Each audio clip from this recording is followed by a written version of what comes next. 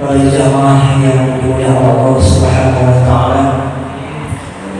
Sebelum kita pulang ke rumah kita masing-masing, marilah kita simak hadis Nabi kita Muhammad sallallahu alaihi wasallam.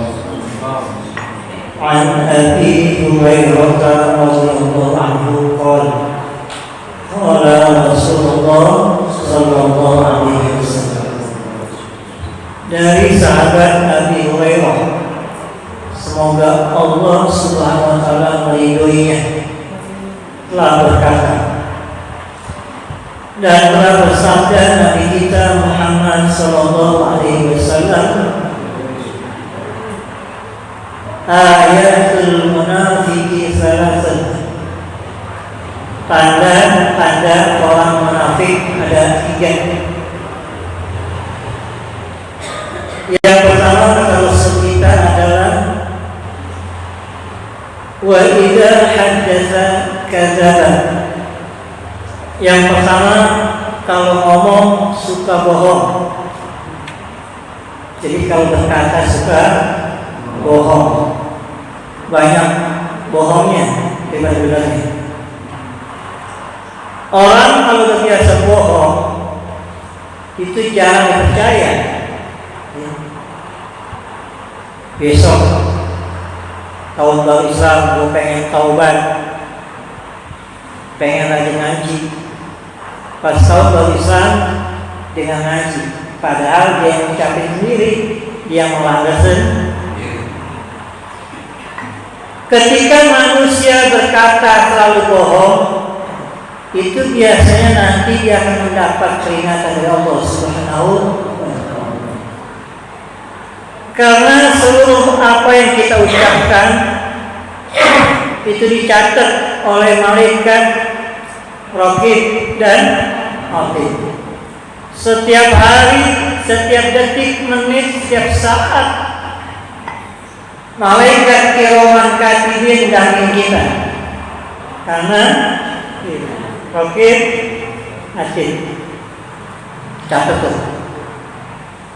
Ngomongin orang, dustai orang, walaupun orang tidak tahu, malaikat catat. Makanya nanti di alam kubur kita disuruh mencatat amal-amal keburukan kita selama hidup di dunia. Kalau kita mencatat amal kebaikan kita, kita paling rajin, paling getol, nggak mau tahu. Gua udah nyumbang, gua udah berjuang, gua udah mati-matian. Tapi kalau disuruh mencatat amal keburukannya, kapan bohong, kapan berkata yang dilanggar sendiri, itu kita biasanya ogah-ogahan habis. Betul nggak? Betul nggak? Pokoknya cinta saya naik sampai mati. Pas bininya mati kawin lagi, betul nggak? Boleh nggak kawin lagi? Boleh lah. Kecuali kalau berzina nggak boleh. Kalau nikah lagi boleh. Atau besok kalau saya dapat bonus, bisnis saya gol, saya akan nyumbang untuk biaya dakwah dan pendidikan.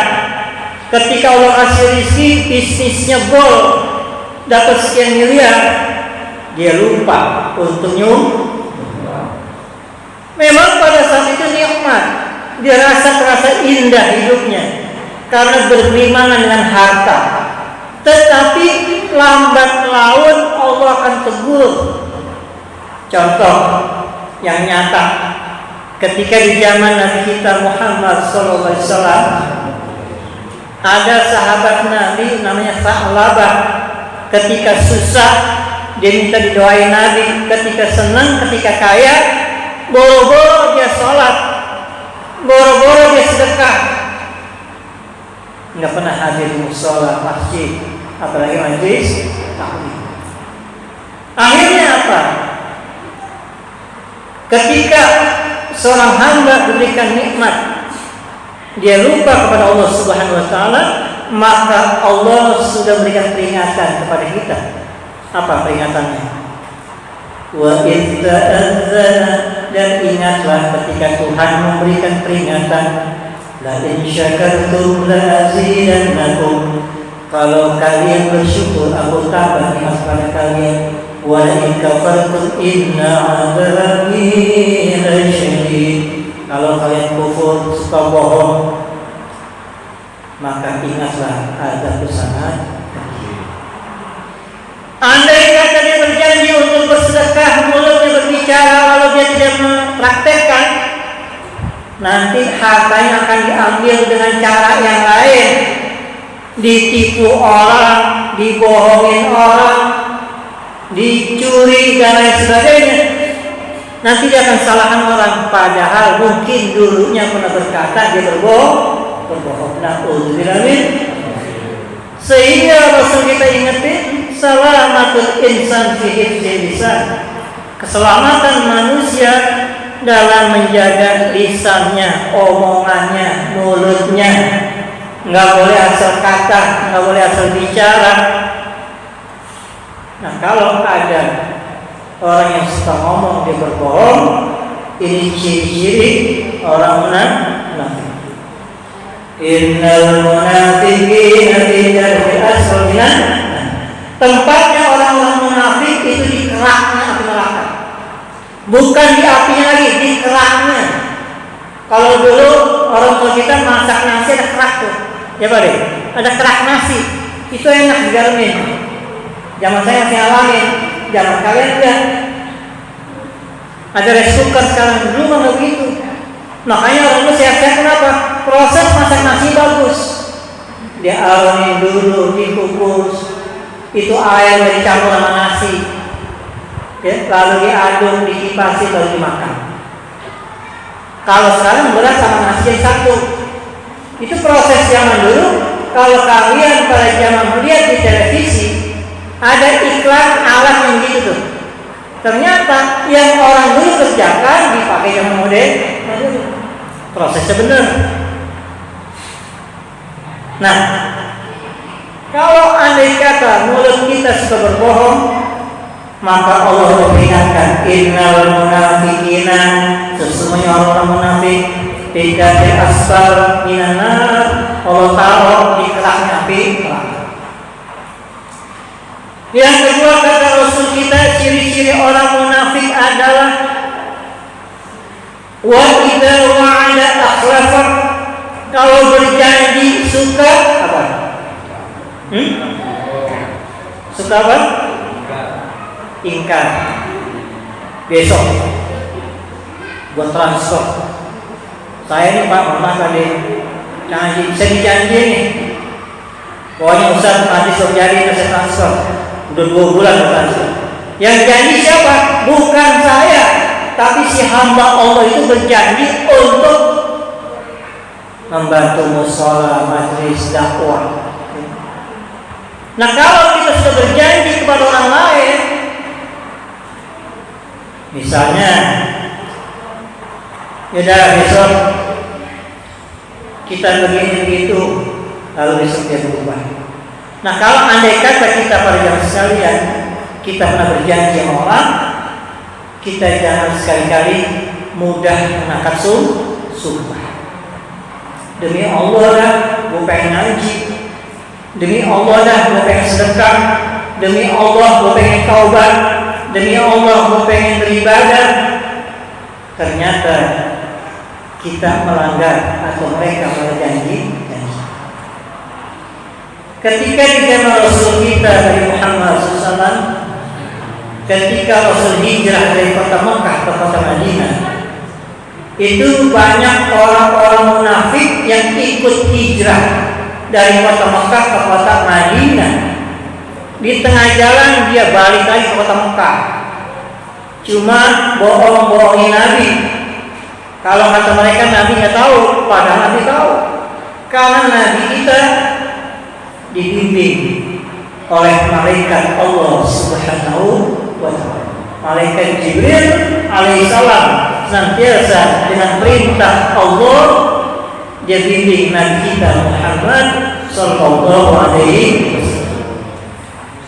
Yang ketiga, yang terakhir, para jamaah sekalian, Ciri-ciri orang munafik adalah wa idza tumina khana. Kalau dipercaya dia berkhianat.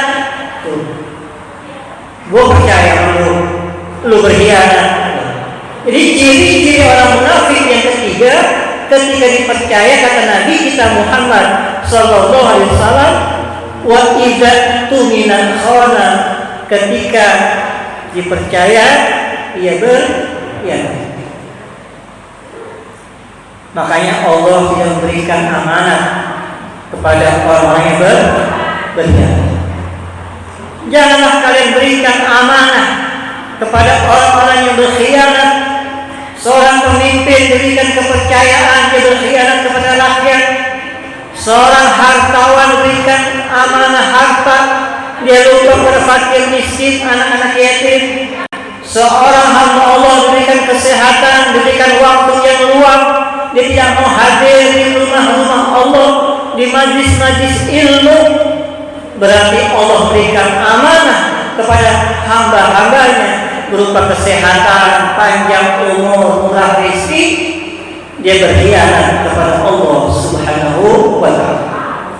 Oleh karena para jamaah sekalian, pada malam yang berkah ini kita hadir di mushola yang mulia ini dalam rangka untuk menggapai ampunan Allah Subhanahu wa ta'ala. Mudah-mudahan kita berikan kekuatan iman Islam dan istiqomahan untuk senantiasa istiqomah di jalan Allah Subhanahu wa ta'ala. Walaupun zaman berubah, situasi berubah, dan bahkan situasi seperti ini, tetap kita istiqomah untuk hadir di rumah-rumah Allah dan di majlis-majlis ilmu dan majlis zikir. Allahu a'lam bishawab. Al-Fatihah. A'udzu billahi minasyaitonir rajim. Bismillahirrahmanirrahim. Alhamdulillahi rabbil alamin. Ar-Rahmanir Rahim. Maliki yaumiddin. Iyyaka na'budu wa iyyaka nasta'in. Ihdinas siratal mustaqim. Siratal ladzina an'amta 'alaihim ghairil maghdubi 'alaihim waladdallin. Rabbi ighfir lana wa liwalidayna. Ya Nabi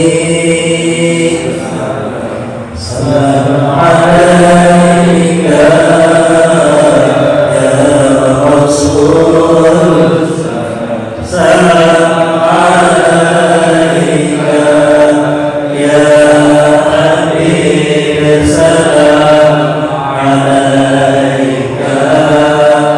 Salawatullah alaika, ya Nabi salam alaika, ya Rasul salam alaika, ya Habib salam alaika. Salawatullah alaika.